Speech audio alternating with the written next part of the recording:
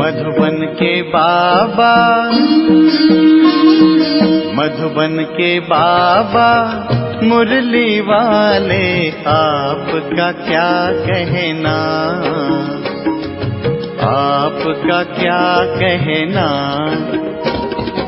ओम शांति। आज 5 फरवरी 2025 के साकार मधुर महावाक्य हैं। आज मीठे मीठे बाप दादा बोले, मीठे बच्चे, इस शरीर रूपी कपड़े को यहाँ ही छोड़ना है, इसलिए इससे ममत्व मिटा दो, कोई भी मित्र संबंधी याद न आए। बाबा ने कहा, मीठे बच्चे, इस शरीर रूपी कपड़े को यहाँ ही छोड़ना है, इसलिए इससे ममत्व मिटा दो, कोई भी मित्र संबंधी याद न आए। बाबा ने आज प्रश्न पूछा कि जिन बच्चों में योग बल है उनकी निशानी क्या होगी। तो उत्तर में बाबा ने समझाया कि उन्हें किसी भी बात में थोड़ा भी धक्का नहीं आएगा, कोई भी लगाव, कहीं भी लगाव नहीं होगा। समझो, आज किसी ने शरीर छोड़ा तो दुख नहीं हो सकता, क्योंकि जानते हैं कि इनका ड्रामा में इतना ही पार्ट था। आत्मा एक शरीर छोड़ जाए दूसरा शरीर लेगी। ओम शांति। यह ज्ञान बड़ा गुप्त है, इसमें नमस्ते भी नहीं करनी पड़ती। दुनिया में नमस्ते अथवा राम राम आदि कहते हैं, और यहाँ तो ये सब बातें चल नहीं सकती, क्योंकि यह एक फैमिली है। फैमिली में एक दो को नमस्ते व गुड मॉर्निंग करें, इतना शोभता नहीं है। घर में तो खान पान खाया, ऑफिस में गया और फिर आया, ये चलता रहता है। नमस्ते करने की दरकार नहीं रहती। गुड मॉर्निंग का फैशन भी यूरोपियन से निकला है, नहीं तो आगे कुछ भी चलता नहीं था। कोई सत्संग में आपस में मिलते हैं तो नमस्ते कहते हैं, पाँव पड़ते हैं, तो यह पाँव आदि पढ़ना नम्रता के लिए सिखाते हैं। यहाँ तो तुम बच्चों को देही अभिमानी बनना है। आत्मा आत्मा को क्या करेगी, फिर भी कहना तो होता है। जैसे बाबा को कहेंगे कि बाबा नमस्ते। अब बाप भी कहते हैं कि मैं साधारण ब्रह्मा तन द्वारा तुमको पढ़ाता हूँ, इन द्वारा स्थापना कराता हूँ। तो कैसे? सो तो जब बाप सम्मुख हो तब समझावे, नहीं तो कोई कैसे समझे। यह बाप सम्मुख बैठ समझाते हैं तो बच्चे समझते हैं। दोनों को नमस्ते करनी पड़े, बाप दादा नमस्ते। तो बाहर वाले अगर ये सुने तो मूंझेंगे कि ये क्या कहते हैं, बाप दादा। तो डबल नाम भी मनुष्य के होते हैं ना, जैसे लक्ष्मी नारायण अथवा राधे कृष्ण भी नाम है। यह तो जैसे स्त्री पुरुष इकट्ठे हो गए। अब ये तो है बाप दादा। इन बातों को तुम बच्चे ही समझ सकते हो। ज़रूर बाप बड़ा ठहरा, वह नाम भल डबल है परंतु है तो एक ना। फिर दोनों नाम क्यों रख दिए हैं? अभी तुम बच्चे जानते हो कि ये रॉन्ग नाम है। बाबा को और तो कोई पहचान ही ना सके। तुम कहेंगे नमस्ते बाप दादा, और बाप फिर कहेंगे नमस्ते जिस्मानी रूहानी बच्चे।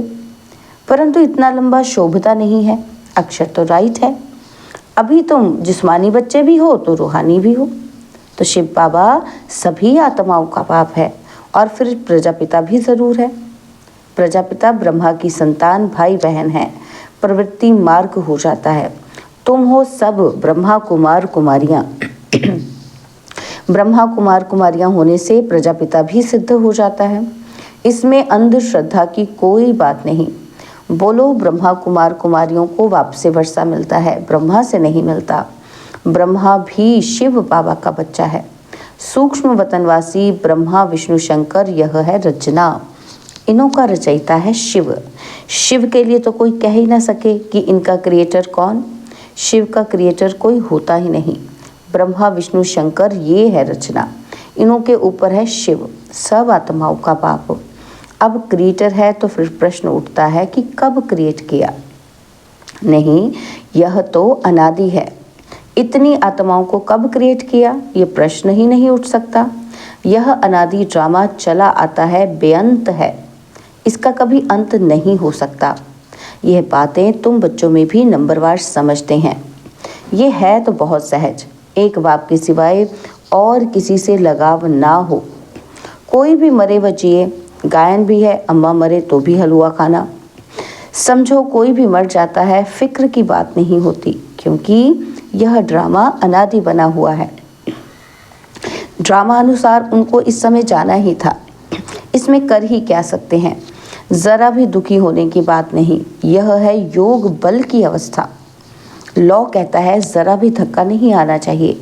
सब एक्टर्स हैं ना, अपना अपना पार्ट बजाते रहते हैं। बच्चों को ज्ञान मिला हुआ है। बाप से कहते हैं कि हे परमपिता परमात्मा, आकर हमको ले जाओ। इतने सब शरीरों का विनाश कराए सब आत्माओं को साथ में ले जाना, यह तो बहुत भारी काम हुआ। यहाँ कोई एक मरता है तो 12 मास रोते रहते हैं। बाप तो इतनी सारी ढेर आत्माओं को ले जाएंगे, सबके शरीर यहाँ छूट जाएंगे। बच्चे जानते हैं कि महाभारत लड़ाई लगती है तो मच्छरों सदृश जाते रहते हैं।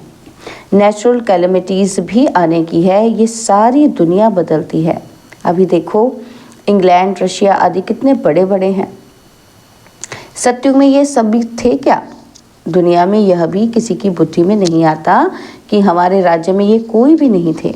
एक ही धर्म, एक ही राज्य था। तुम्हारे में भी नंबरवार हैं जिनकी बुद्धि में अच्छी रीति बैठता है। अगर धारणा हो तो वह नशा सदैव चढ़ा रहे। नशा कोई को बहुत मुश्किल चढ़ा रहता है। मित्र संबंधी आदि सब तरफ से याद निकाल कर एक बेहद की खुशी में ठहर जाए, बड़ी कमाल है। हाँ, यह भी अंत में होगा। पिछाड़ी में ही कर्मातीत अवस्था को पा लेते हैं। शरीर से भी भान टूट जाता है। बस हम सब जाते हैं, यह जैसे कॉमन हो जाएगा। जैसे नाटक वाले पार्ट बजाए फिर जाते हैं घर, तो यह देह रूपी कपड़ा तो तुमको यहाँ ही छोड़ना है।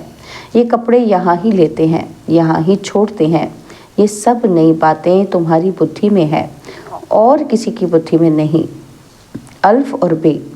अल्फ है सबसे ऊपर में। कहते भी हैं ब्रह्मा द्वारा स्थापना, शंकर द्वारा विनाश और विष्णु द्वारा पालना। अच्छा, बाकी शिव का काम क्या है? ऊंच ते ऊंच शिव बाबा को कोई भी जानते नहीं। कह देते हैं वह तो सर्वव्यापी है। ये सब उनके ही रूप हैं।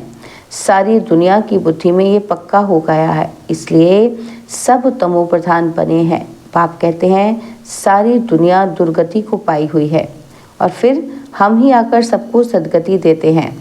अगर सर्वव्यापी है तो क्या सब भगवान ही भगवान है? एक तरफ कहते ऑल ब्रदर्स, फिर कह देते ऑल फादर्स। समझते नहीं हैं। अब तुम बच्चों को बेहद का बाप कहते हैं। बच्चे, मुझे याद करो तो तुम्हारे विकर्म विनाश होंगे। तुम्हें इस दादा को व मम्मा को भी याद नहीं करना है। बाप तो कहते हैं कि ना मम्मा ना बाबा, कोई की महिमा कुछ भी नहीं। शिव बाबा ना होता तो ये ब्रह्मा भी क्या करता? इनको याद करने से क्या होगा? हाँ, तुम जानते हो कि इन द्वारा हम बाप से वर्षा ले रहे हैं, इनसे नहीं। यह भी उनसे वर्षा लेते हैं, तो याद उनको करना है। यह तो बीच में दलाल है। बच्चे और बच्ची की सगाई होती है तब याद तो एक दूसरे को ही करेंगे ना। शादी कराने वाला तो बीच में दलाल ठहरा। इन द्वारा बाप तुम आत्माओं की सगाई अपने साथ कराते हैं। इसलिए गायन भी है कि सतगुरु मिला दलाल के रूप में। सतगुरु कोई दलाल नहीं है, सतगुरु तो निराकार है। भल गुरु ब्रह्मा गुरु विष्णु कहते हैं, परंतु वह कोई गुरु है नहीं। सतगुरु एक बाप ही है जो सर्व की सद्गति करते हैं। बाप ने तुमको सिखाया है, तब तुम औरों को भी रास्ता बताते हो और सबको कहते हो कि देखते हुए भी नहीं देखो। बुद्धि शिव बाबा से लगी रहे। इन आंखों से जो कुछ देखते हो कब्र दाखिल होना है। याद एक बाप को करना है, ना कि इनको। बुद्धि कहती है इनसे थोड़ा ही वर्षा मिलेगा, है ना? क्या कहती है बुद्धि? कि इनसे थोड़ा मिलेगा, वर्षा तो बाप से मिलना है, जाना भी बाप के पास है। स्टूडेंट को थोड़ी याद करेंगे, स्टूडेंट तो टीचर को याद करेंगे ना। स्कूल में जो तीखे बच्चे होते हैं वह फिर औरों को भी उठाने की कोशिश करते हैं। बाप भी कहते हैं एक दो को ऊंचा उठाने की कोशिश करो, परंतु तकदीर में नहीं है तो पुरुषार्थ भी नहीं करते हैं, थोड़े में ही राजी हो जाते हैं। समझाना चाहिए, प्रदर्शनी में बहुत आते हैं। बहुतों को समझाने से उन्नति बहुत होती है। निमंत्रण देकर मंगाते हैं तो बड़े बड़े समझदार आदमी आते हैं। बिगर निमंत्रण से तो कई प्रकार के लोग आ जाते हैं। क्या क्या उल्टा सुल्टा बकते रहते हैं। रॉयल मनुष्य की चाल चलन भी रॉयल होती है। रॉयल आदमी रॉयल्टी से अंदर घुसेंगे, चलन में भी बहुत फ़र्क रहता है। उसमें चलने की बोलने की कोई फजीलत नहीं रहती। मेले में तो सभी प्रकार के आ जाते हैं, किसको मना नहीं की जाती है। इसलिए कहीं भी प्रदर्शनी में निमंत्रण कार्ड पर मंगाएंगे तो रॉयल अच्छे अच्छे लोग आएंगे, फिर वह औरों को भी जाकर सुनाएंगे। कभी फीमेल्स का प्रोग्राम रखो तो सिर्फ फीमेल्स ही आकर देखें, क्योंकि कहीं कहीं फीमेल्स बहुत पर्दे नशीन होती हैं, तो सिर्फ फीमेल्स का ही प्रोग्राम हो, मेल कोई भी ना आए। बाबा ने समझाया है कि पहले पहले तुमको ये समझाना है कि शिव बाबा निराकार है। शिव बाबा और प्रजापिता ब्रह्मा दोनों बाबा हुए, दोनों एक रस तो हो ना सके। जो दोनों बाबाओं से वर्षा मिले, वर्षा दादे का या बाप का मिलेगा। दादे की मिल्कियत पर हक लगता है, भल कैसा भी कपूत बच्चा होगा तो भी दादी का वर्षा मिल जाएगा। यहाँ का कायदा है। समझते भी हैं कि इनको पैसा मिलने से 1 वर्ष के अंदर उड़ा देंगे, लेकिन गवर्नमेंट के लॉ ऐसे हैं जो देना पड़ता है। गवर्नमेंट कुछ कर नहीं सकती है। बाबा तो अनुभवी है। एक राजा का बच्चा था, 1 करोड़ रुपया 12 मास में ही खत्म कर दिया। ऐसे भी होते हैं। शिव बाबा तो नहीं कहेंगे कि हमने देखा है, ये दादा कहते हैं कि हमने ऐसे बहुत मिसाल देखे हैं। यह दुनिया तो बड़ी गंदी है। यह है ही पुरानी दुनिया, पुराना घर। पुराने घर को हमेशा तोड़ना होता है। इन लक्ष्मी नारायण के राजाई घर देखो कैसे फर्स्ट क्लास हैं। अभी तुम बाप द्वारा समझ रहे हो और तुम भी नर से नारायण बनते हो। यह है ही सत्य नारायण की कथा। यह भी तुम बच्चे ही समझते हो। तुम्हारे में भी पूरे फ्लावर्स अभी बने नहीं हैं। इसमें रॉयल्टी बड़ी अच्छी चाहिए। तुम उन्नति को दिन प्रतिदिन पाते रहते हो, फ्लावर्स बनते जाते हो। तुम बच्चे प्यार से कहते हो बाप दादा, यह भी तुम्हारी नई भाषा है जो मनुष्य की समझ में नहीं आ सकती। समझो बाबा कहीं भी जाए तो बच्चे कहेंगे बाप दादा नमस्ते। बाप रिस्पॉन्स देंगे, रूहानी जिस्मानी बच्चों को नमस्ते ऐसे कहना पड़े ना। कोई सुनेंगे तो कहेंगे ये तो कोई नई बात है, बाप दादा इकट्ठे कैसे कहते हैं।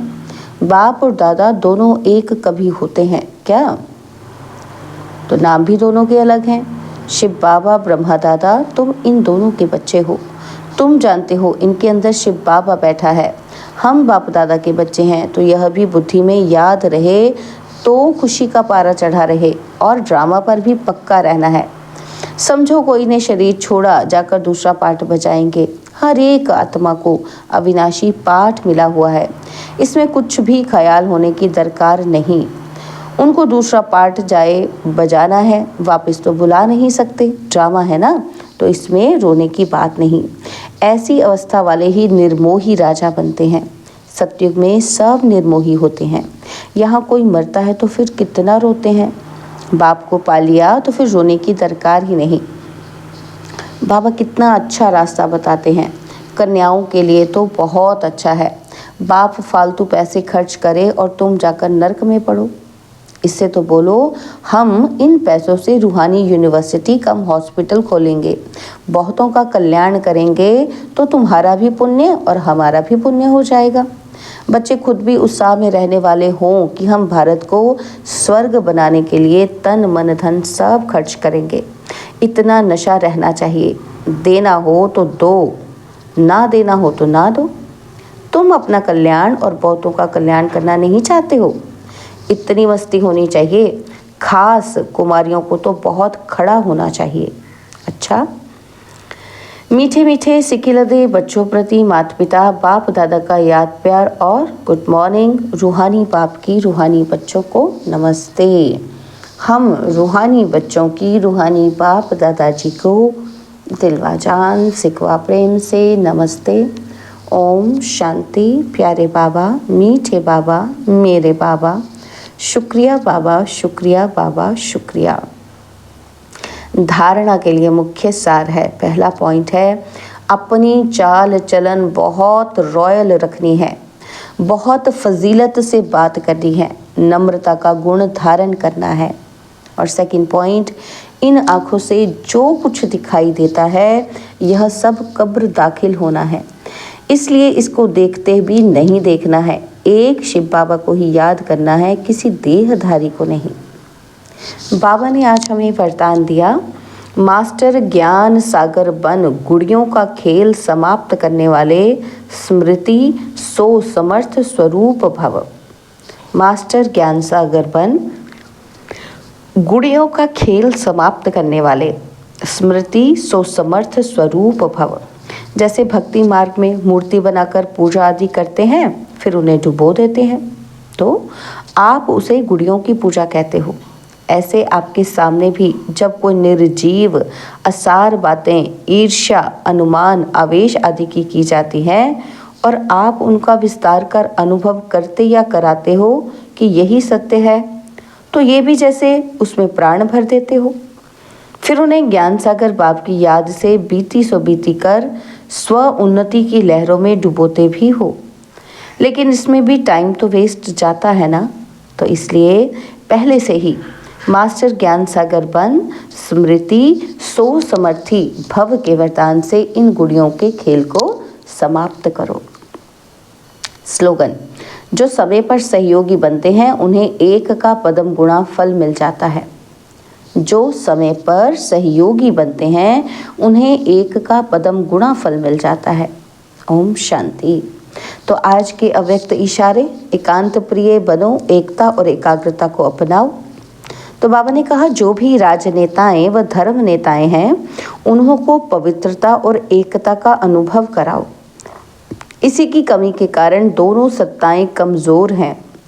धर्म सत्ता को धर्म सत्ताहीन बनाने का विशेष तरीका है पवित्रता को सिद्ध करना, और राज्य सत्ता वालों के लिए उनके आगे एकता को सिद्ध करना।